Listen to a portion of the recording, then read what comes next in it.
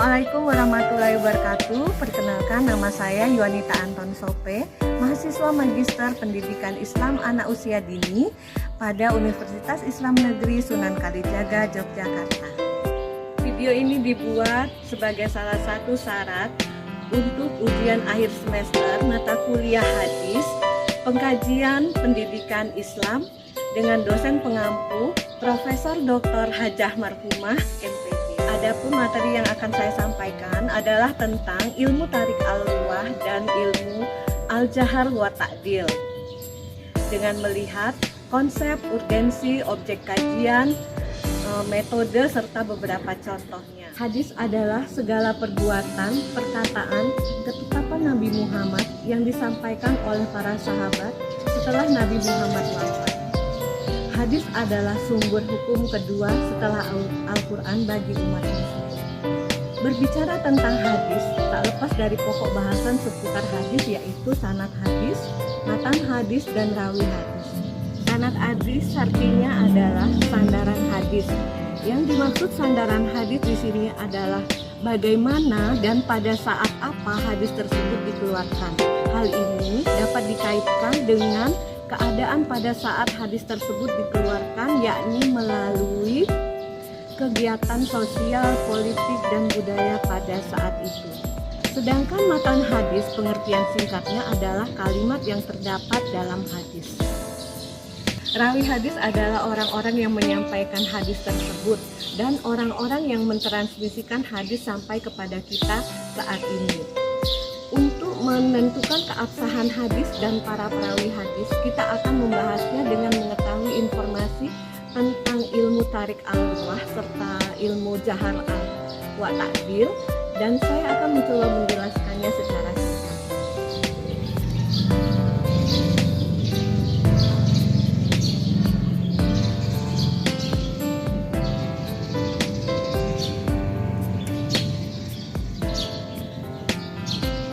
Apa itu ilmu tarik al-ruwah? Ilmu tarik al-ruwah adalah ilmu yang mempelajari tentang keabsahan hadis. Bagaimana hadis tersebut diturunkan dengan melibatkan beberapa aspek yang dapat menunjukkan keautentikan hadis tersebut. Marilah kita meninjau beberapa aspek dalam mempelajari ilmu tarik al-ruwah yang meliputi konsep, urgensi, objek kajian, metode, dan beberapa contoh. Yang pertama yaitu tentang konsep. Konsep ilmu tarik al-ruwah adalah mempelajari sejarah tentang kelahiran perawi, bagaimana mereka mendapat riwayat dari para syai, rihlah, ataupun pencarian hadis ke berbagai kota, hingga wafatnya perawi, sehingga keabsahan hadis dapat dipertanggungjawabkan. Melalui pelacakan perawi dalam ilmu ini, maka akan diketahui apakah periwayatan seorang perawi sah atau ditolak. Yang kedua yaitu urgensi. Urgensi dari ilmu tarik al-ruwah adalah untuk melacak keberadaan perawi sehingga jelas statusnya, apakah ia termasuk perawi yang diterima periwayatannya atau ditolak, sebab latar belakang kehidupannya yang telah lalu.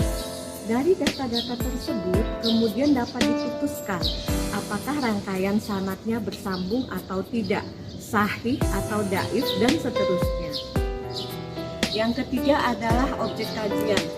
Objek kajian dalam ilmu tarik al-ruwah adalah dengan mempelajari hal-hal yang bersangkutan dengan perawi hadis. Para peneliti hadis melakukan pencarian biografi perawi hadis, sejarah perawi hadis, keluarga perawi hadis, dan keterlibatan perawi hadis dengan ulama saat itu, serta menyamakannya dengan keadaan sosial, politik, dan budaya saat para perawi mendengar hadis. Yang keempat adalah apa metode yang digunakan. Metode yang digunakan dalam ilmu tarik al-ruwah adalah dengan mengumpulkan data perawi dengan kriteria sebagai berikut.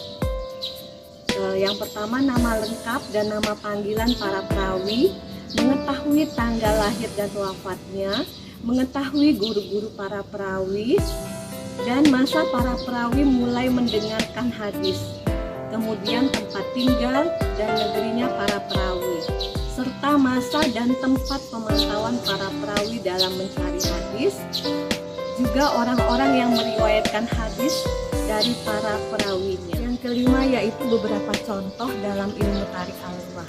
Salah satu contohnya adalah dari data sejarah, seperti yang pertama yang sahih tentang umur Nabi Muhammad SAW, dan kedua sahabat Abu Bakar dan Umar adalah 63 tahun. Yang kedua, Rasulullah wafat pada waktu duha di hari Senin tanggal 12 Rabiul Awal tahun 11 Hijriah.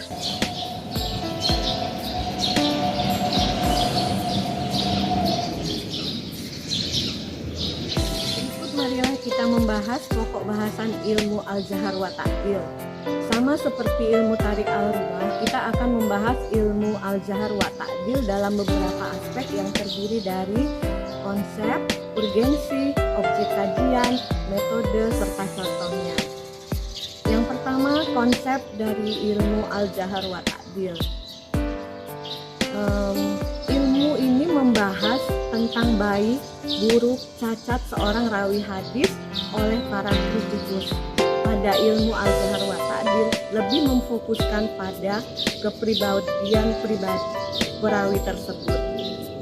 Yang kedua, urgensi dari ilmu al-jahar wa ta'dil adalah untuk menetapkan apakah periwayatan seorang perawi itu dapat diterima atau harus ditolak sama sekali.